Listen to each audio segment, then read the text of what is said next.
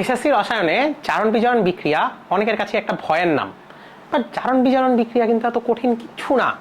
আজকে আমরা জারণ বিজারণ বিক্রিয়া নিয়ে কথা বলবো। আমি তোমাদের সাথে আছি মোহাম্মদ জুনায়েদ খান রাইয়ান, বর্তমানে পড়াশোনা করছি ঢাকা বিশ্ববিদ্যালয়ের applied chemistry and chemical engineering ডিপার্টমেন্টে।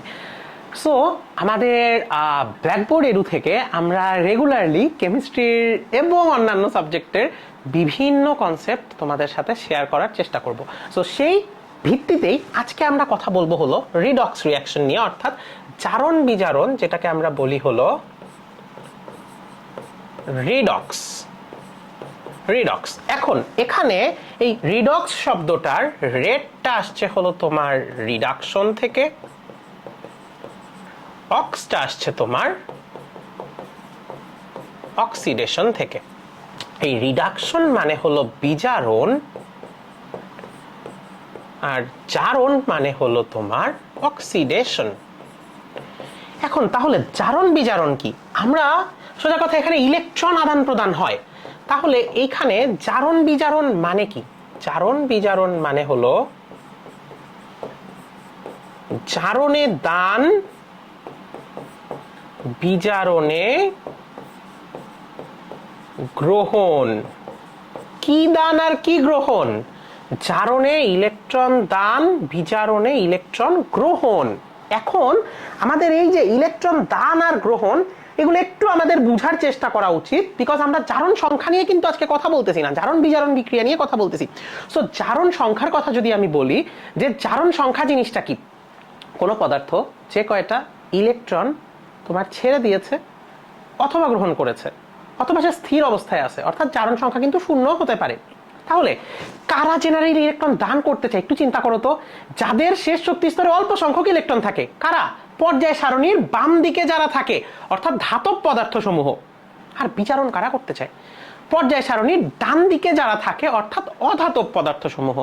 এই যে ধাতু আর অধাতুর এই যে দান আর গ্রহণ, এই দান আর গ্রহণের কারণেই কিন্তু জারণ বিজারণকে কি বলা হয় জানো? জারণ বিজারণকে বলা হয় ভাইয়া একটা যুগপত প্রক্রিয়া।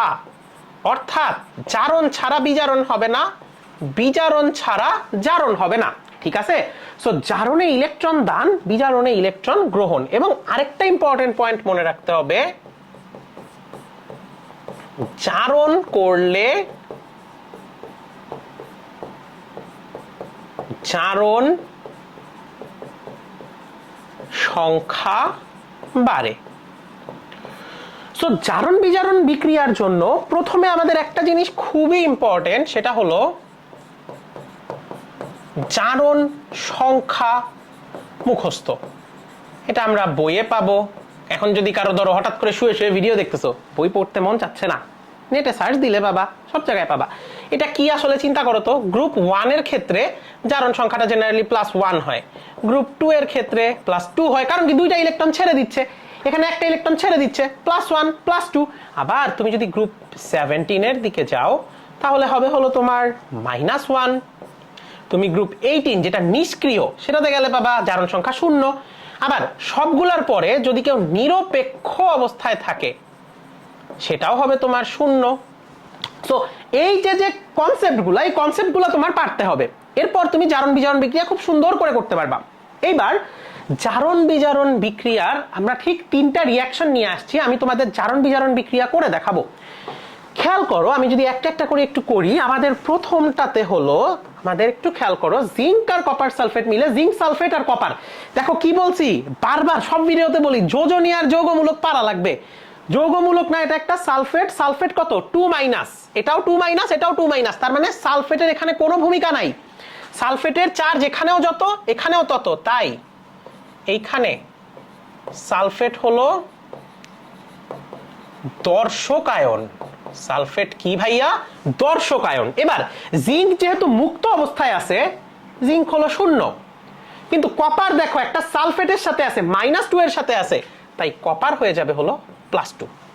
এবার জিঙ্ক সালফেটে আবার তোমার জিঙ্ক হয়ে যাবে +2, কপার কিন্তু এবার মুক্ত 0। তাইলে এবার কি বলছি, একটা টপিক দেখো মনে করানোর জন্য, জারণ করলে জারণ সংখ্যা বাড়ে। ইজি কিন্তু, শেষ ভাইয়া, শেষ। জারণ কে করছে? কার জারণ সংখ্যা বাড়ছে? জিঙ্কের জারণ সংখ্যা বাড়ছে। দাঁড়াও, এই জিনিসটাকে আমি একটু নিচে নিয়ে নিই। জিঙ্কের জারণ সংখ্যা কিন্তু বাড়ছে, তাইলে এটা কি হইছে? এটা হইছে হলো জারণ। আর এই যে যার জারণ সংখ্যা কমছে, তাহলে সে কি হবে? বিজারণ। কারণ জারণ সংখ্যা কমা মানে কি? ইলেকট্রন গ্রহণ করছে, সে আরো কি হইছে? নেগেটিভের দিকে গেছে। ঠিক আছে, তাহলে এবার আরেকটা ইম্পর্টেন্ট জিনিস যেটা তোমাদের এইখানে অবশ্যই জানা লাগবে, সেটা হলো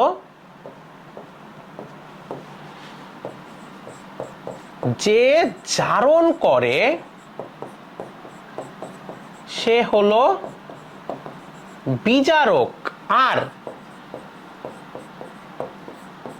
আর যে বিজারণ করে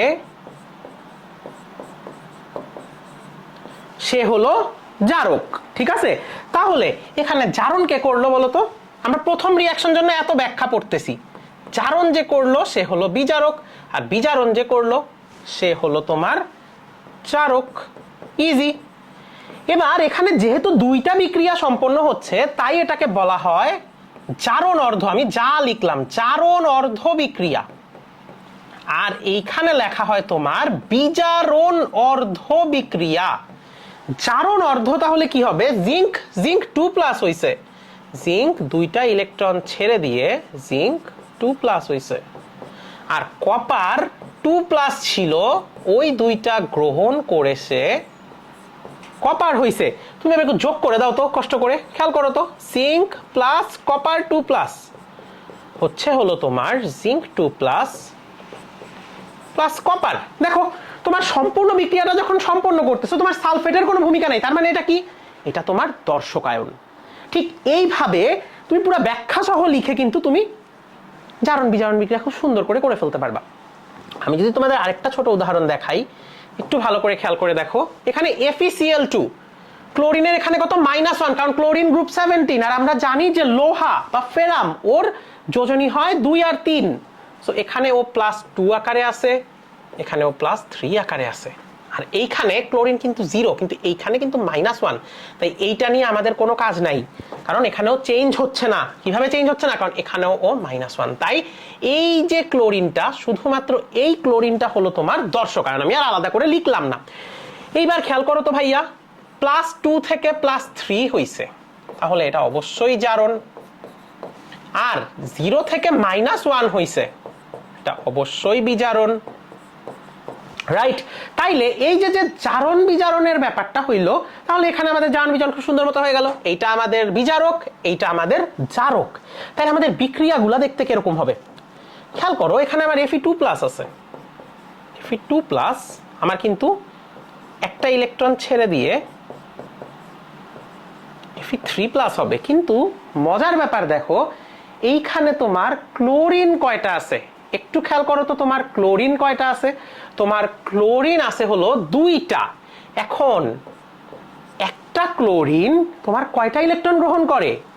একটা ক্লোরিন তোমার কয়টা ইলেকট্রন গ্রহণ করে? একটু বোঝার চেষ্টা করো। তোমার একটা ক্লোরিন কিন্তু তোমার একটা ইলেকট্রন গ্রহণ করে, তাহলে তোমার 2টা ক্লোরিন কয়টা ইলেকট্রন গ্রহণ করবে?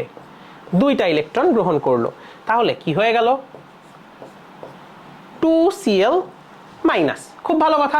তাহলে এইবার একটু খেয়াল করো যে তোমার এইখানে তাহলে আমার ইলেকট্রনের আদান প্রদান কি মিলতেছে? ইলেকট্রনের আদান প্রদান কিন্তু আমার মিলতেছে না। তাহলে আসো এখানে একটা 2 বসায় দেই, আমাদের 2 তো মিলানো লাগবে, তাই না? দেখো, 2টা ইলেকট্রন ছেড়ে দিয়ে 2টা Fe3+ হয়ে যাচ্ছে। দেখো, পুরা বিক্রিয়াটা সমতা হয়ে গেছে, তোমার ক্লোরিনের সংখ্যা সমতা হয়ে গেছে, সবগুলা কাহিনী কিন্তু তোমার শেষ। বুঝতে কি পারতেছি? একটু ভাইয়াকে বুঝাইতো। এবার দেখো, Fe তাহলে একটা ইলেকট্রন ছেড়ে হয় 3+, তাহলে 2টা Fe তোমার 2টা ইলেকট্রন ছেড়ে হয়ে গেছে 3+। আর এই যে ক্লোরিনটা ছিল, এই 2টা ক্লোরিন শুধুমাত্র তোমার 2টা ক্লোরিন মাইনাস হয়েছে। বুঝতে পারছি? যদিও তোমরা যদি এটাকে একটু ভেঙে দেখো, তাহলে কিন্তু এটা এরকম হবে, Fe3+ হবে আর 3Cl- হবে। বুঝতে পারছো? আর যদি তুমি আরো এখানে 2 দিয়ে গুণ করো, তাহলে কিন্তু 2টা Fe3+ আর তোমার 6টা ক্লোরিন হচ্ছে। বুঝতে পারছি? আর এবার আরেকটা জিনিস তোমাদের সাথে বলা, যে মোটামুটি তাহলে বুঝতে পারছো যে 2টা ক্লোরিনের কিন্তু শুধুমাত্র জারণ সংখ্যা চেঞ্জ হয়েছে, বাকিটা কিন্তু জারণ সংখ্যা তোমার চেঞ্জ হয় নাই। ঠিক আছে? আশা করি আমরা সবাই এটা বুঝতে পারছি যে এই ক্লোরিনের কিন্তু কোনো চেঞ্জ হয় নাই, 4টা ক্লোরিন দেখো 2 ইন্টু 2, দেখো 2 ইন্টু 2, এই 4টা ক্লোরিনের কিছু চেঞ্জ হয় নাই, এই কারণে আমরা শুধু 2টা ক্লোরিন নিয়ে কাজ করছি। একটু কনসেপচুয়াল প্রবলেমে গেলাম, কারণ নাইলে কিন্তু তোমরা বুঝতে পারতা না। আর এইবার লাস্টে আরেকটা খেয়াল করো, তোমার H2S, এটাতে তোমার H আছে, আমরা সবগুলো আগে লিখে ফেলি, H আছে +1, সালফার আছে তোমার -2, কারণ দেখো 2টা হাইড্রোজেন আছে, রাইট? ক্লোরিন আছে 0, হাইড্রোজেন আবার আছে +1, ক্লোরিন আছে -1, সালফার আছে 0। তাই তোমার এই যে হাইড্রোজেনের যে +1, যেহেতু এটা কোনো কাজ করে নাই, তাইলে এখানে হাইড্রোজেনটা কি, তোমার হাইড্রোজেনটা হলো তোমার দর্শক, যেটা কি H+, আর এইখানে হলো এই যে ক্লোরিনটা হলো তোমার দর্শক। এখন খেয়াল করো তোমার এখানে আসলে কি হচ্ছে। সো তুমি খেয়াল করো জারণ সংখ্যা কার বৃদ্ধি পাইছে, খেয়াল করো তোমার -2 থেকে 0 হইছে হলো সালফারের, অর্থাৎ জারণ সংখ্যা বৃদ্ধি পাইছে, অর্থাৎ এখানে আমার জারণ হয়েছে। আর 0 থেকে -1 কমে গেছে, এখানে আমার বিজারণ হইছে। তো আসো আমরা জারণার্ধ বিজারণার্ধ লিখে ফেলি। সালফার আছে আমার 2-, এটা আমার কয়টা ইলেকট্রন গ্রহণ করবে, এটা আমার বলতো সালফার আছে আমার 2-, দেখো তো এই জিনিসটা কি ঠিক আছে নাকি? 0 থেকে -1 হয়ে গেছে, অর্থাৎ ও ইলেকট্রন গ্রহণ করছে, আরো -2 থেকে 0 হয়েছে, তাইলে কয়টা ইলেকট্রন গ্রহণ করছে? 2টা ইলেকট্রন গ্রহণ করে হয়ে গেছে কয়টা? সালফার 1টা, ভালো কথা, কোনো সমস্যা নাই। এবার ক্লোরিনের ক্ষেত্রে খেয়াল করো, ক্লোরিন কিন্তু 2টা ছিল, 2টা ক্লোরিন কয়টা ইলেকট্রন ছাড়বে ভাইয়া? 0 থেকে -1 হইছে, 2টা ক্লোরিন 0 থেকে 1টা ক্লোরিন -1 হইছে, এটা কি পসিবল? এখানে কিন্তু এই 2টা, আমি কি বলছি, জারণ বিজারণ যুগপত প্রক্রিয়া, এই 2টাই কিন্তু, এই 2টা গ্রহণ করাটা কোত্থেকে আসছে? কারণ ক্লোরিন 2টা ছাড়ছে। সো ক্লোরিন হলো এই যে তোমার 2টা ইলেকট্রন ছেড়ে দিয়ে ক্লোরিন কি হইলো? ক্লোরিন হলো তোমার মাইনাস, তাহলে ক্লোরিন মাইনাস। তাহলে এবার একটু খেয়াল করো, এখানে ক্লোরিন কয়টা দেওয়া লাগবে? এখানে অবশ্যই ক্লোরিন 2টা দেওয়া লাগবে, 2টা ক্লোরিন মাইনাস। সো এই যে তোমার 2টা ক্লোরিন মাইনাস, এবার দেখো তো আমাদের বুঝলাম যে আচ্ছা আমরা এটা করছি যে আমরা কি বলছি যে জারণ সংখ্যা যদি আমার বৃদ্ধি পায় তাহলে আমার জারণ হবে। ভাইয়া কি এটা ঠিক লিখছি? দেখো তো কেউ ভুল ধরতে পারো নাকি? খেয়াল করে দেখো তোমার এইখানে কিন্তু আমরা কিন্তু যেটা লিখছি এটা কি হবে? সালফারের আমরা কি দেখতে পাচ্ছি? জারণ হয়েছে, ওর 2টা বেশি ছিল, ও 2টা ছেড়ে দিছে। আর ক্লোরিনের কি বলতো, ক্লোরিন একটা ইলেকট্রন গ্রহণ করে, 2টা ক্লোরিন 2টা ইলেকট্রন গ্রহণ করে 2 ক্লোরিন মাইনাস হয়। তাহলে এই সমতা করার পর টোটাল বিক্রিয়াটা দাঁড়ায় S2- প্লাস Cl2, এইটা আমার হচ্ছে হলো S+2Cl-। সো পুরা বিক্রিয়াটা এভাবে কিন্তু সমতা করা পসিবল। সো আমি একটু সোজা থেকে কঠিন প্রবলেমের দিকে গেলাম জাস্ট তোমাদের বোঝানোর জন্য, এবং মাঝখানে এখানে একটা ভুলও আমরা করছিলাম জাস্ট বুঝার জন্য যে আমরা কি কনসেপ্ট আমাদের ক্লিয়ার হচ্ছে নাকি, ঠিক আছে? সো যেটা না বললেই না, এই টাইপের আরো কনসেপচুয়াল ভিডিও যদি তোমরা চাও কমেন্ট করো, ভিডিওটা বুঝতে পেরেছো কিনা জানাও, এবং জারণ বিজারণ বিক্রিয়া সম্বন্ধে আশা করি এই ভিডিওর পর তোমাদের আর জারণ বিজারণ যুগপত প্রক্রিয়া বা জারণ অর্ধ বিজারণ অর্ধ এটা নির্ণয় করতে কোনো ধরনের কোনো সমস্যা হবে না। আল্লাহ হাফেজ সবাইকে।